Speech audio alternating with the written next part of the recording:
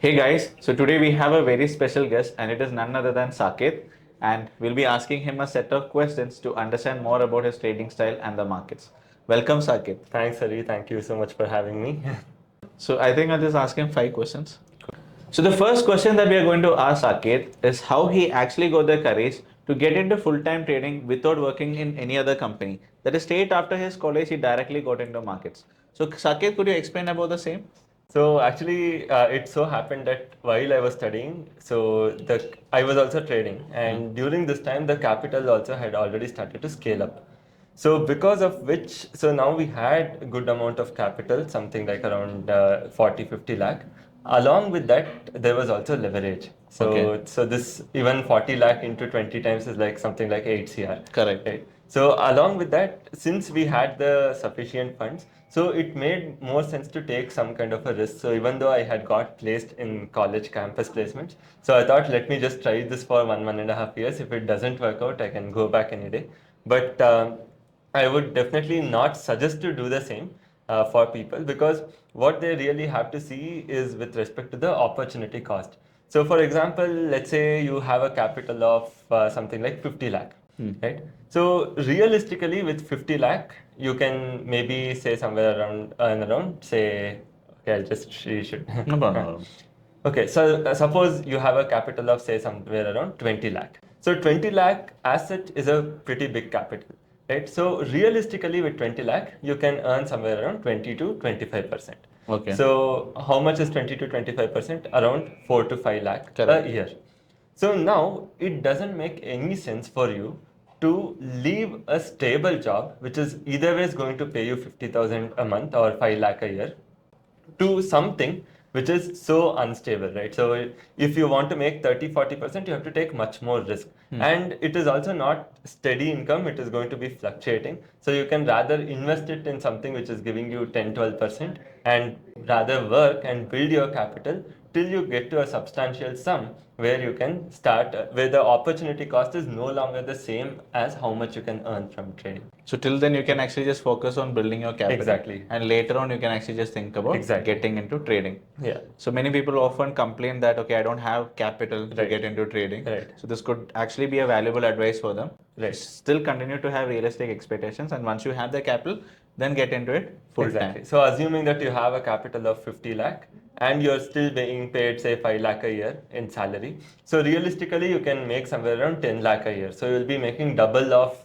What your salary what is. your salary is. Great. So now it would make little more sense to leave that and try this, not when it is equal or lesser.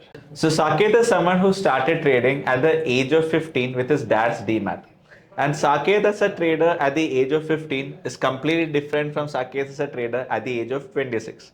So let me quickly ask Saketh, tell me some blunders that you did and some unrealistic thoughts that you had at the age of 15, and how have you transitioned over the years? Quite a lot, to be honest, Hari. Like everything I had back then, all the idea I had about market was unrealistic. Nothing was really realistic. Starting from, it's easy to make 1% a day, which is totally unrealistic, because you see stocks going 3%, 5% in a single day. It looks so easy. One day, why can't I make 1%? And But you had only that 1% expectation when you were per day, that is.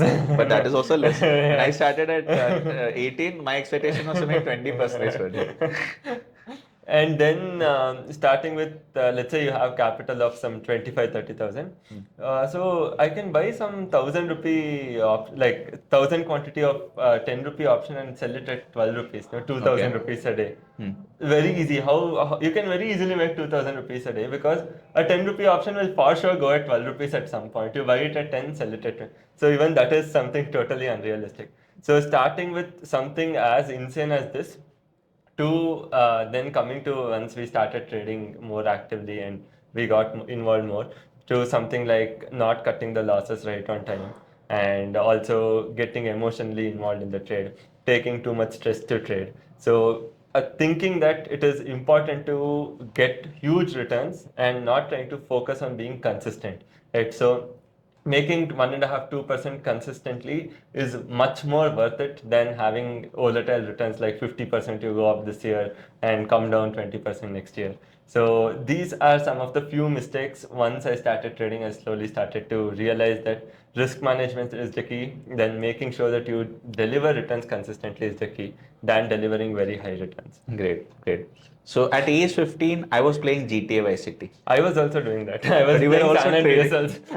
also. So you're also playing San Andreas. So now, when I was just playing GTA Vice City, I never thought about trading at the age 15. So if you started to think about trading at the age of 15, obviously I'm pretty much sure maybe your parents would have also been involved. Yeah, my Right? father was So could involved. you actually just speak about that, the support that you got from the family and how you got into the market? Yeah, so actually coming to my family background, so they mostly stress upon education more than business because I am maybe the first one in my family getting into business, right? So coming to that, so my father was very supportive. So he was the one who funded me with capital whenever I blew up my account. So I have at least blown up my account 10 to 12 times minimum from Okay. 2013 till 17 because Okay. till 17 I was not a profitable trader at all. Right. So this time, because my father was previously involved in the markets, so he knew the ups and downs in the market. So in spite of me losing 5,000 rupees, 10,000 rupees in the market, he was ready to fund me over and over again. So Okay. he is an investor, he doesn't trade. So Okay. but he knew how the market So he would. diversified his risk by making you trade. Yeah. So, but my mom was totally unaware about this. Okay. Because, and I am pretty sure she wouldn't have liked it also because there is always this mindset. Trading is gambling, and it was no different in my house also. Nobody Okay. thought that trading is not Okay. gambling. So now the next question that I kind of actually just want to ask you. So generally when we speak with traders, so most of the traders who are actually profitable, so personality wise they're like really patient, they're like really calm, all these things. So you as a person, was your personality the same before? Or you kind of actually changed once you got into trading? See, because when we speak about trading, people only kind of relate it to the money part. Right. They usually don't speak about the discipline the person achieves, Right. like the consistency the people actually pursue, all these things. So you as an individual, has your personality changed over the years? Definitely, in lot of ways. In terms of say staying patient, or let's say when I'm fixed to a goal, trying to achieve that, that hasn't changed. So I was patient from before. I hardly got so very patient I was. Right. So that way, nothing much has changed. But with respect to me getting emotionally involved with many things, so for me now after trading, so like money doesn't mean a lot to me. Okay. Not that I have a lot, but it just doesn't mean a lot. So now, like how it has changed is money doesn't drive me emotionally. Like you offer me a lot of money, I am not going to do anything different, right? So I am like very willing to let go of the maybe $1 million you offer to something which I do regularly. So that money exciting me has totally stopped. Okay. So that way it has changed my attitude towards things. Okay. So we often hear this particular term financial freedom. Okay. So for someone, financial freedom could be having $1 million in the bank. For someone, it could actually be about being able to travel anywhere in the world Right. at any particular point in time. So if I ask you to define financial freedom, what would you like to speak about? So I would maybe say something which, let's say, you want to do something like not something really exotic, like right, let's say buy a Ferrari and you have a Ferrari too. So even that is financial freedom. If you're able to do, let's say, what you want to do, let's say you are like very tired working, and tomorrow you want to take a break for say 5 days and you want to go on a trip.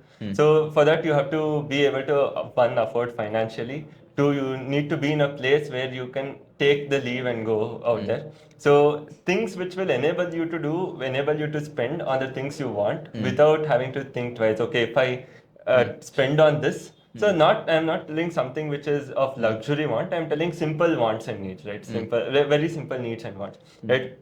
It shouldn't be like you're substituting something for something. Let's say your TV, you want to buy a phone, but unfortunately your TV in the house stops working. So many people will be in a place where they will now buy a TV and they will delay the buying of phone. Yeah. So if your want was a phone, like you were planning to buy a phone from long, your need is a TV. So if you can get both what you want. That's actually an amazing answer.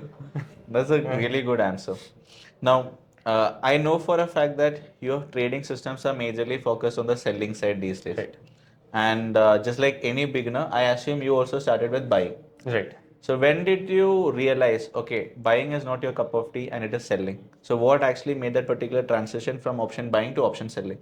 Actually, it is during 2017 when I first read Zero the Varsity. So till then, I was mostly into buying because I never knew how options work. So after reading Varsity, I actually got to know about this intrinsic value, what is time value. Okay. So then, obviously, it's not a natural tendency for somebody from buying to suddenly next day I will decide to be a seller. Yeah.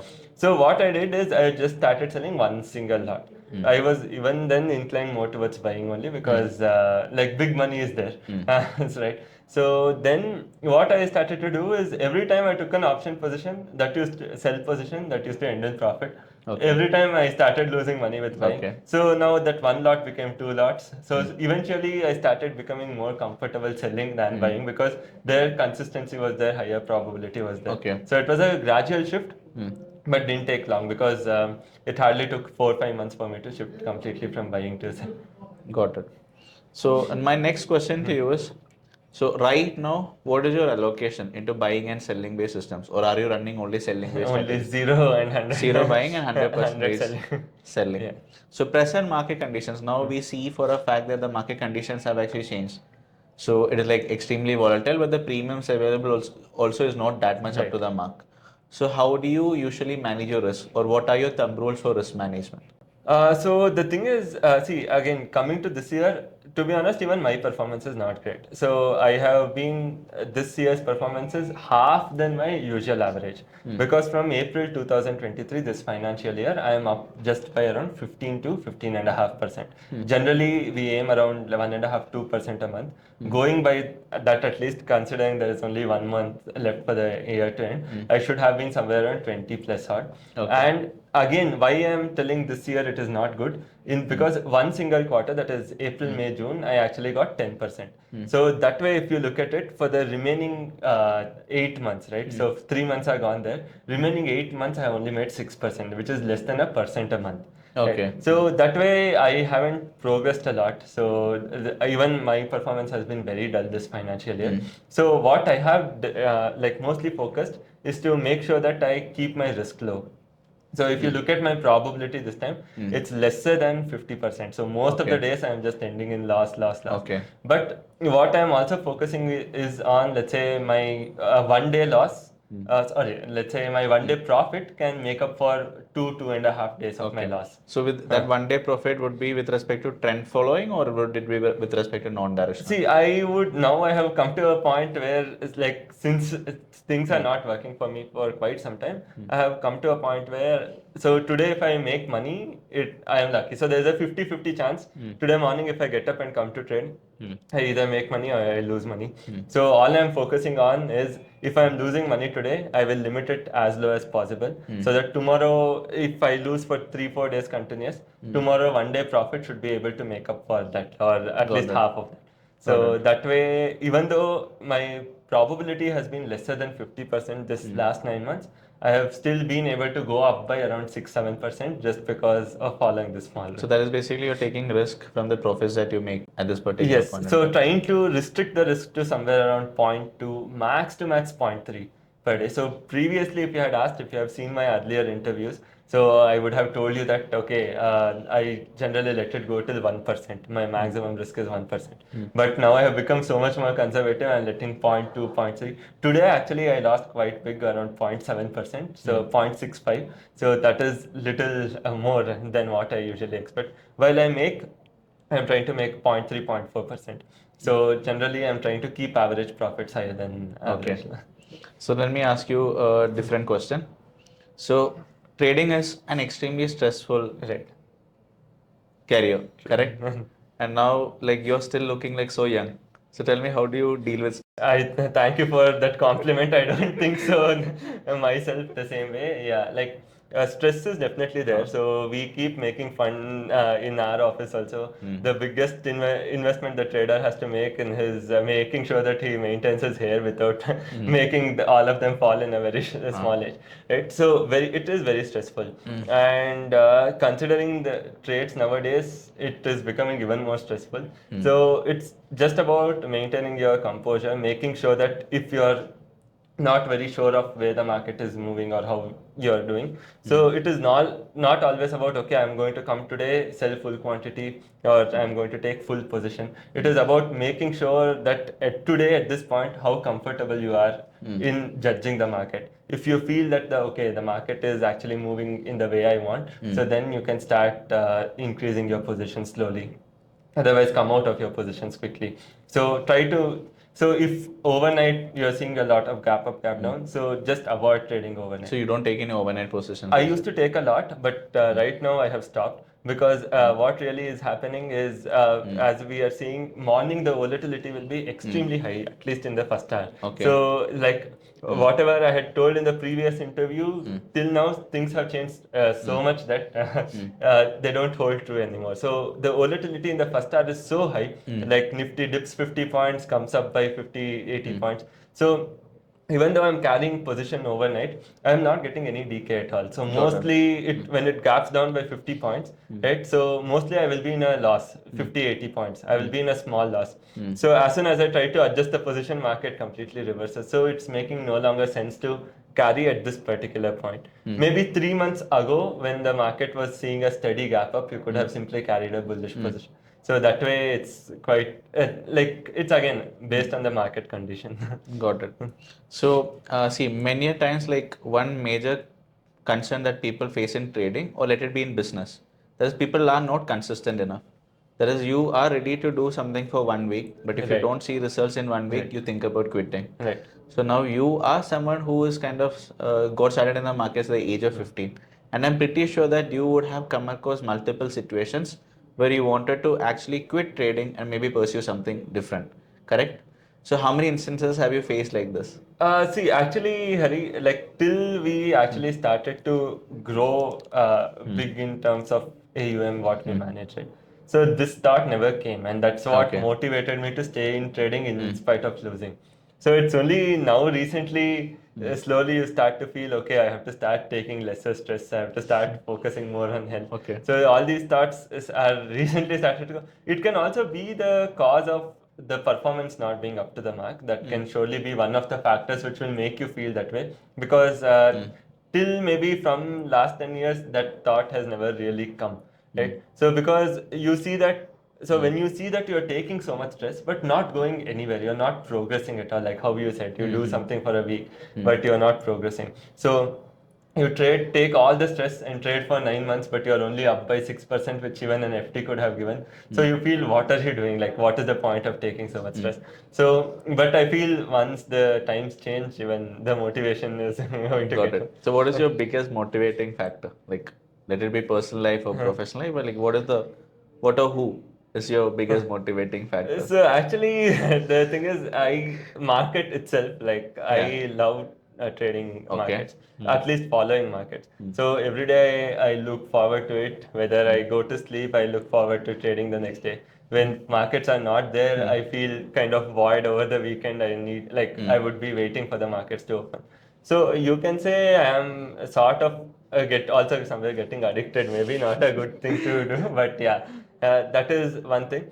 So like, and I'm generally passionate about it. So like whenever I look at it, okay, I feel like, okay, this is something which I really And in like. fact, like this is a very valid point. So, as in, like if you have a look at people also who come into the markets, everybody gets started off in the markets with the money factor. Right. But later on, it is the passion that actually makes them stay in the Right. markets. Right. So if you are not passionate enough about anything, even if money is coming Right. or money is going, if you're still passionate, then you'll survive in the game for long. Correct. Else you'll just come in for the money factor. Once you see money being lost, then they quit and they move forward to something else.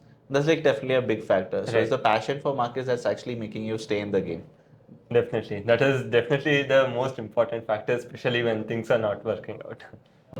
Okay, Hari, since you have asked me so many Yeah. questions, now let's keep the conversation more light, and Yeah. I will also ask you some Okay, fine, questions with perfect. respect to your trading. Okay. So, one thing which I have personally noticed in you is you are not just a good trader, but you also you have a very good business instinct, right? So you are not just into trading, but you also do broader aspect of wealth management, right? So now Yeah, like what I want to know is maybe your journey of how you started as a trader. Okay. And because when I think of trading, I'm only restricting myself to equities options. Okay. And you have gone well beyond. So you have not just stopped at that, you have explored real estate, you have explored gold, alternate assets, so many things you have done. So what was that made you diversify? Or Okay, that's a very good question. So, see, I'll tell you like how I started my journey. I started off by selling firecrackers. Okay. That is the first business that I did. So in Kerala, like we have something called Vishu.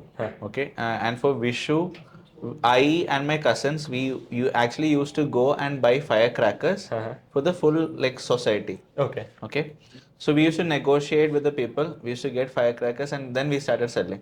So I think that was the first note. I think that is the first business that I have done. Okay. So in that particular process, I personally learned, okay, you can actually just negotiate all these things.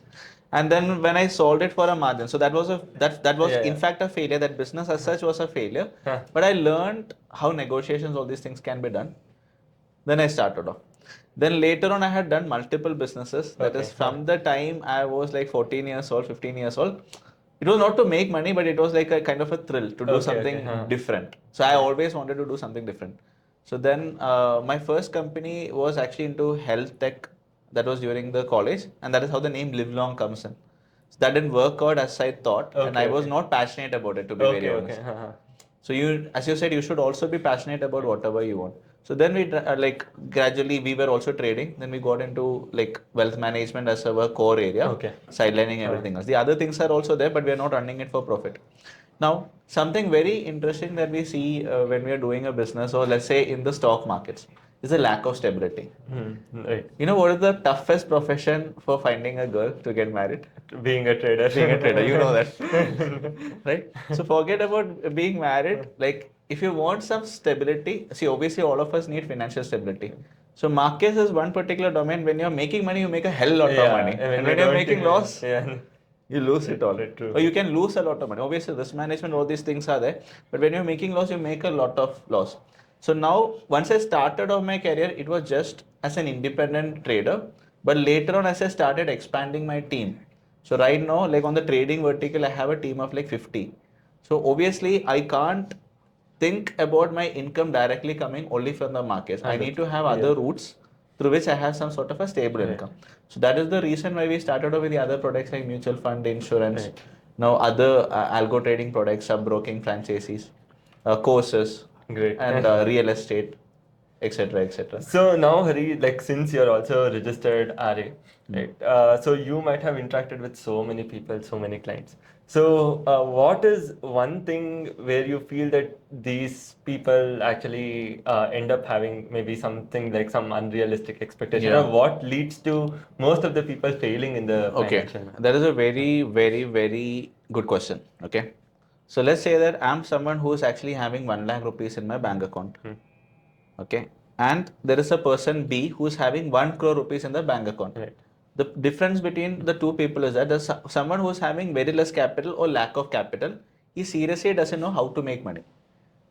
So his expectations is always going to be unrealistic. Both of them might have same expectation also. Yeah. So the person with 1 lakh would be thinking about making 10 lakhs a year to make that 1 lakh to 10 lakh. Whereas the person who has 1 crore, he'll also be thinking about making 10 lakhs a year.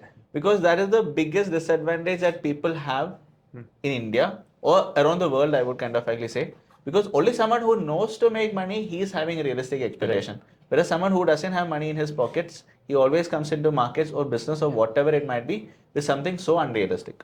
Right. So that, because see, we still don't have any kind of financial education, all these things. Right. Maybe I feel if both are looking in terms of absolute numbers, and this person with 1 lakh is wanting in terms of absolute. Exactly. So the person with 1 CR is wanting in terms of percentage. So that's where I think. Because money attracts money. I always say this thing, money attracts money. And someone who has made money, he has higher chances of making money than someone who has never made money in his life. Because for him, the concept of making money itself is new. Right. Whereas for the other person who has already made some money, this is just another stream of income that he is looking at. So he knows what is realistic, what is unrealistic. And that is exactly the reason why most of the people who are like below middle class, they are the ones who usually get into all these MLM Ponzi scams. Right.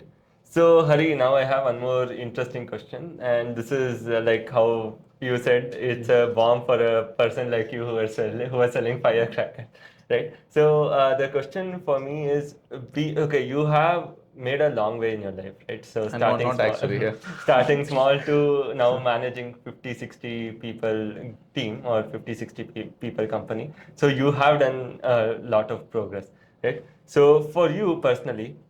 So let's say in terms of India, right? How much money is too much money? How much money is too much Yeah. money? If you ask, Uh, I would say even if it is 1 trillion uh, or 2 trillion also, it's still I won't consider it to be too much money. okay. So at the end of the day, it's actually about how much value I actually generate. So if I'm able to generate value, if I'm giving you value, I don't kind of feel any kind of a guilt in me charging you Right. Hmm. a huge amount. So no money is actually enough. So okay, maybe just putting it in terms of this. Okay, is there anything that would make you feel okay? So once I reach this goal, once I maybe become a billionaire, I would maybe do some different things of what I'm not doing right. So to be very honest, if that is the thought process, then now only I should do that. Oh, yeah, guys, you know his real net worth. So, so that is the thing. So if I actually want to do that, like this is actually the right time to do that because I per se don't believe in postponing stuff. See, people kind of actually say, once I have this much money, then I'll do this. Right. Or once I have that much money, I'll do that. Then why the hell are you doing something else now? Right. So I got into this particular field because of the fact that I wanted to do this. Right. And as I mentioned to you, like no much money is like enough money because see there is always money to be made. But I'm not here to make money. I'm here to generate value. Right. Or I actually want to build something that is actually going to live for generations. Live long. Yeah, that's the reason live long. Right. So we want this thing to kind of actually continue. We want this to kind of actually last for generations to come. And it's actually not about making money. It's about building something huge. So as I said to you, I always want to do whatever I'm doing right now. I actually want to continue doing this for the rest of my life. Great. So I don't have a plan that okay after these many years I want to get into something else. No, I'll still be there. Maybe I do something else also, but this is going to be my core field, and I'm good at nothing else apart from this. I think the same issue comes down to me also. Like when people ask Yeah. what else will you do, I said I don't know anything Exactly, else. exactly. So that is another thing. So the people who are actually too much into the markets, I usually see they're good at nothing else. Yeah, nothing else. And I'm not generalizing, but generally, people who are good at markets, they'll be good at markets, but every other front, Right. they'll be really bad. Right.